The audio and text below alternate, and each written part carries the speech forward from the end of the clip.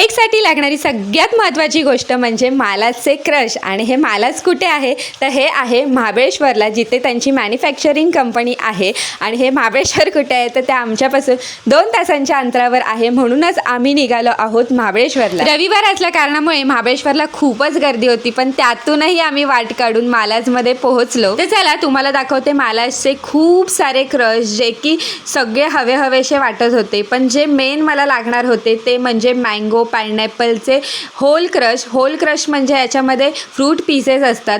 आणि जेव्हा आपण हे जे क्रश आहेत ते केकसाठी वापरतो ना, तेव्हा त्याचा जो काय म्हणतात टेस्ट आहे ना, ती खूपच अमेझिंग असते. ते इथे ना माझी एक मैत्रीण भेटली मला. तिने मला इथले चॉकलेट्स आणि कुकीज टेस्ट करण्यासाठी दिल्या. त्या पण इतक्या भारी होत्या टेस्टला की मला असं वाटत होतं की इथलं सगळं काही उचलून घरी न्यावं आणि इथे कोणतीही गोष्ट तुम्ही टेस्ट करून विकत घेऊ शकता. आता मी इथून क्रश घेण्याचं कारण एवढंच की मला जे होल क्रशेस आहेत ना ते लोकल लेवलला भेटत नाहीत आणि त्यामुळे मला इथे जाऊन ते क्रश घ्यावे लागतात. आणि इथे माझी मावशी पण आहे. कधी मी तिला सांगते की तू पाठवून दे म्हणून, मग ती मला पाठवून देत असते. तर आम्ही आता टेस्ट करत होतो इथली आईस्क्रीम.